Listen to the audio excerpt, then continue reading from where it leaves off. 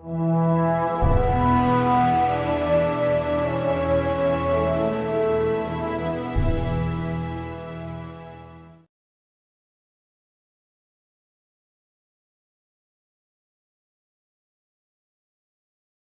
quero cumprimentar mais uma vez a todos com a santa e gloriosa paz do Senhor, e a você, prezado ouvinte, um bom dia, um bom domingo. E nessa manhã nós tivemos a oportunidade de estudar sobre a mordomia da alma e do espírito. E o meu comentário para esta manhã é justamente no número 2 do tópico 1, quando ele fala da origem da alma. E estudando a origem da alma, a gente observa dentro da nossa lição que nós temos 3 tipos de teorias, e são essas 3 teorias que eu gostaria de fazer o meu comentário nessa manhã. A primeira, né, é a pré-existência, a teoria da pré-existência. Bom, e a gente observa aqui nessa teoria que isso já formata um segmento religioso, né, que nós podemos observar no ensinamento, são um dos fundamentos do Espiritismo. Mas não só o fundamento, mas uma outra coisa que a gente observa dentro dessa teoria é que surge, né, uma religião, podemos dizer assim, e antes dela ser totalmente codificada, podendo dizer assim, a gente observa que ela origina de 2 filósofos que são bem conhecidos, né, pensadores gregos, claro, e eles têm um apoio, essa teoria ela tem um apoio de 2 filósofos gregos, que um é o Platão e o outro é o Filo, né, que dá essa ideia, que dá essa prerrogativa para que logo, né, mais um pouco para frente, surja a questão do Allan Kardec, ou seja, o Espiritismo, é claro, né?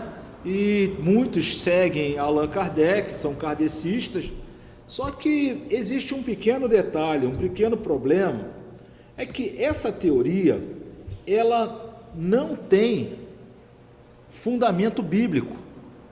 Então, que sirva como alerta, que sirva como uma orientação, né, para aqueles que andam duvidosos, ou aqueles que pensam que falam muitas das vezes, Deus é um só. Não, realmente Deus é um só.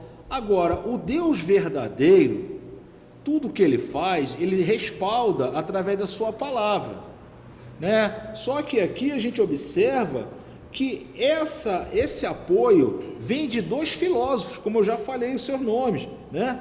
O Platão e o Filo. Então, a gente tem que tomar cuidado com isso, porque o kardecismo, ele é pura e simplesmente uma ideia que se formatou por conta das ideias, dos pensamentos desses 2 filósofos. Isso é perigoso. Por que é perigoso? Torno a dizer, porque não tem fundamento bíblico, né? E só em ler aqui o que o comentarista falou, e eu vou ler só aqui, só um pequeno trecho, que ele diz assim: as almas existem nas diversas esferas do mundo espiritual e entram no corpo gerado. Só com esse pequeno trecho já dá para entender que isso aqui é algo assim terrivelmente fora do contexto, fora do conteúdo, sem respaldo, né? Não tem respaldo bíblico, e isso aqui é tenebroso, porque, volto a dizer, foram ideias que foram tiradas ou retiradas desses 2 pensadores que eu já falei. Bom, e ainda continuando, né, aqui dentro dessa ideia, dentro dessa teoria, eu quero agora fazer menção da segunda teoria, que é o criacionismo. Bom, também ela tem uma base sólida dentro da filosofia, né, da filosofia grega, de origem grega, né? Então, eles chegam a dizer que, né, Deus dedica-se à criação de almas diariamente para que habitem nos corpos que forem sendo concebidos. Irmãos, outra coisa que é assim espantosa. Nós que conhecemos a palavra de Deus, né, nós que lemos a palavra de Deus e também que, né, de forma humilde, né, tentamos passar ensinamentos para os nossos alunos, isso aqui só em ler você já vê que não tem nenhuma expressamente falando, vontade de Deus. Até porque quando a gente se depara diante de uma ideia dessa, do criacionismo, a gente descobre que esse pensamento, quem ensina esse pensamento é o Aristóteles, o grande Aristóteles, né, que a filosofia faz menção. Então a gente tem que tomar um cuidado com esses pensamentos filosóficos, porque se não vigiar, irmãos, né, a gente pode ser engodado, enganado por esses pensamentos. Então, quero aqui expressar, diante dessa oportunidade, que essa ideia, né, baseada no pensamento filosófico, parte do Aristóteles, que ele ensina dessa maneira. E pasmem os senhores, que não só o Aristóteles, mas também Polano. E o Polano, ele vai muito além do que só ensinamento. Ele chega a afirmar, né, que ele diz que Deus sopra a alma dos meninos. Ora, no ato da concepção lá entre o homem e a mulher, né, automaticamente quando acontece a questão da fecundação, ali já está gerado, né, inicialmente, é claro, uma vida. E como que o menino vai esperar 40 dias para obter a alma? Esse é o pensamento de Polano. Agora, não só isso, mas ele determina ou caracteriza para as meninas 80 dias. Ora, isso aqui é uma aberração. Não tem como, né, a gente crer nisso, e porque é algo assim anormal, foge da normalidade dos princípios divinos, é claro, e dos princípios humanos, ao qual o próprio Deus, o Criador, criou o homem, né, para não acontecer isso aqui que os pensadores gregos eles falam, né? Então, eu também fecho essa questão do criacionismo, como também que não carece de fundamento bíblico, ou seja, não tem respaldo bíblico. E vamos para a terceira e última teoria, que é a teoria participativa. Bom, aí o comentarista da nossa revista, ele coloca assim: a teoria expressa que Deus dá vida a toda pessoa gerada de acordo com as leis da reprodução biológica gerada por ele. Aí, tudo bem, você, né, tem a parte do homem e a parte que Deus também ele contribui. E o texto continua dizendo assim: assim o homem e a mulher geram um novo ser com a cooperação divina. Isso é o certo, isso é o correto e é bíblico também, né? Então, diz lá, é uma visão que tem base na Bíblia e que está harmonizada com a palavra de Deus. Então, se está com harmonia com a palavra de Deus, e como eu acabei de ler aqui, se há, né, uma junção, né, do homem e a mulher, que gera um ser novo, e sequencialmente vem a cooperação divina. E aí, aqui, fechando aqui, isso tudo vai harmonizar pela palavra de Deus. Aí tem o texto bíblico que diz assim: fala o Senhor que estendeu o céu, que funda a terra e que forma o espírito do homem dentro dele. Ou seja, quem forma o espírito dentro do homem é o próprio Deus. Então, não tem esse negócio de almas dos meninos depois de 40 dias e para as meninas 80 dias, irmão. Isso aí é conto da carochinha.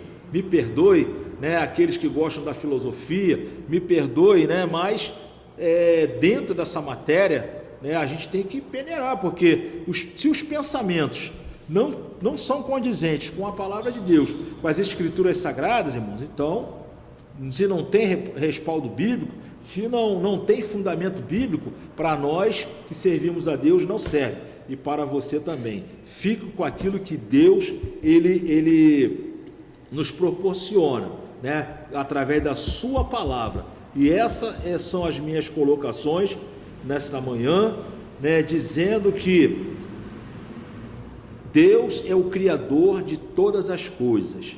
Creia tão somente em Deus e na sua palavra e seja abençoado para a glória de Deus. E agora nós vamos ouvir também o nosso professor, diácono Michael Kennedy, expressando também os seus comentários. Pai do Senhor para todos. Como o nosso querido irmão presbítero Marcelo já se expressou, colocando aqui essas 3 teorias, da preexistência, do criacionismo e a teoria da participativa. E eu quero deixar aqui meu comentário nesta manhã, deixando para nossa meditação o texto áureo, a verdade prática e a leitura bíblica em classe. A qual o texto áureo, que está inserido em 1 Tessalonicenses, capítulo 5, versículo 23, o apóstolo Paulo ele nos menciona, deixou registrado para o nosso conhecimento: e o mesmo Deus de paz vos santifica em tudo, e todo o vosso espírito e alma e corpo sejam plenamente conservados e irrepreensíveis para a vinda do nosso Senhor Jesus Cristo. Aqui o apóstolo Paulo ele deixa registrado uma recomendação para que, quando o nosso Senhor Jesus Cristo vier nos buscar, o nosso corpo, alma e espírito estejam plenamente conservados e irrepreensíveis, irrepreensíveis, o que não tem o que se repreender, para a vinda do nosso Senhor Jesus Cristo. E a verdade prática nos diz: ao lado do corpo, a alma e o espírito devem estar preparados para a vinda do Senhor Jesus. Mas a única maneira, a única forma de nós estarmos preparados para a vinda do nosso Senhor e Salvador Jesus Cristo, só tem uma maneira, a qual o apóstolo Paulo também deixou registrado no livro de Gálatas, e é o que? O versículo 16 do capítulo 5: andai em espírito. É a única maneira que nós temos dentro das nossas vidas, de nós andarmos e estarmos prontos e preparados para que, quando o Senhor Jesus Cristo vier a nos buscar, e Ele nos diz: e não cumprireis a concupiscência da carne. E o versículo 17 ele deixa registrado: porque a carne cobiça contra o espírito, e o espírito contra a carne. Então nós vemos aqui uma luta diretamente que cada um de nós enfrentamos a todos os dias. O Espírito Santo, ele nos posiciona, ele nos traz, a buscarmos a presença do nosso Senhor Jesus. Mas a carne, que é a parte material, ela sempre vai se opor, querendo que ficamos a não buscarmos a presença do Senhor, a não estarmos na presença do Senhor. Então isto é uma luta contínua, todos os dias enfrentamos esta luta, Mas se sois guiados pelo Espírito, não está debaixo da lei. E o versículo 19, o versículo 20 e o versículo 21 vai nos relatar várias situações, que se opõem que são as obras da carne, aquilo que a carne ela quer, aquilo que a carne, né, deseja. Mas o versículo 22 e o versículo 25 é algo que nós temos que ter em mente, ter uma vida, né, guiado pelo Espírito Santo. E o versículo 22 nos diz: mas o fruto do Espírito é o amor, gozo, paz, longanimidade, benignidade, bondade, fé, mansidão e temperança.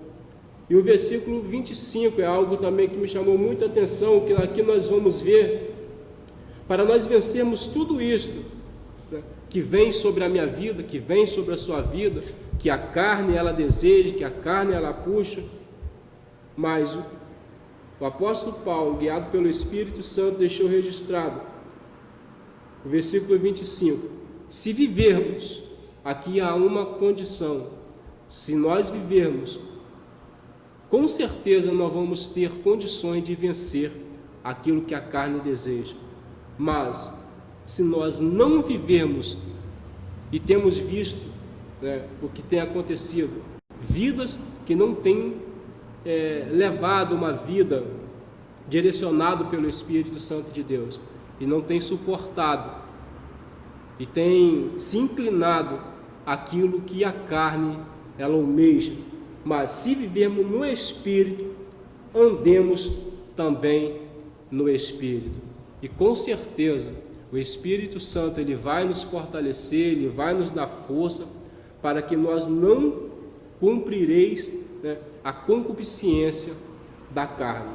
E para fecharmos aqui no tópico 3, que fala sobre a mordomia do Espírito, e aqui nos diz: na mordomia do Espírito, o crente deve procurar andar em Espírito, ou seja, na submissão ao Espírito Santo. Quanto nós somos submetidos, quanto nós deixamos Ele nos guiar, né, com certeza nós vamos chegar até o fim, como o apóstolo Paulo ele deixou também registrado.